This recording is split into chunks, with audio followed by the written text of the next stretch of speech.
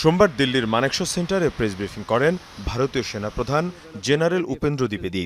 এ সময় সামরিক বাহিনীর বিভিন্ন কর্মকৌশল পরিকল্পনা সহ নানা ইস্যুতে গণমাধ্যম কর্মীদের প্রশ্নের জবাব দেন তিনি। এ সময় উঠে আসে বাংলাদেশ প্রসঙ্গ। ভারতীয় সেনাপ্রধান বলেন, প্রতিবেশী হিসেবে বাংলাদেশের সাথে সম্পর্ক এবং বোঝাপড়া থাকতে হবে ভারতের।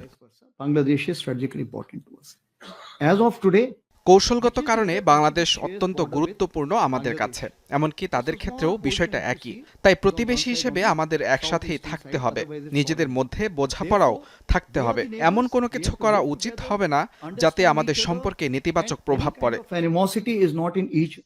৫ আগস্ট শেখ হাসিনা দেশ ছেড়ে পালানোর সময়ও বাংলাদেশের সেনাপ্রধানের সাথে যোগাযোগ হয় বলে জানান ভারতের সেনাপ্রধান। রাজনৈতিক পট পরিবর্তন হলেও দুই দেশের সামরিক বাহিনীর মধ্যে সম্পর্ক স্বাভাবিক আছে বলেও জানান তিনি। সামরিক ক্ষেত্রে দুপক্ষের মধ্যে যে সম্পর্ক ছিল তাতেও কোনো পরিবর্তন আসেনি। এরপরেও আমি বাংলাদেশের সেনাপ্রধানের সাথে ভিডিও কনফারেন্স করেছি। যখন পরিস্থিতির উন্নতি হবে তখন দুই দেশের সামরিক বাহিনীর মধ্যে যৌথ মহড়া হবে। কিন্তু দুই দেশের সার্বিক সম্পর্কের কথা যদি বলেন তাহলে বলবো, নির্বাচিত সরকার এলেই তা স্বাভাবিক হবে।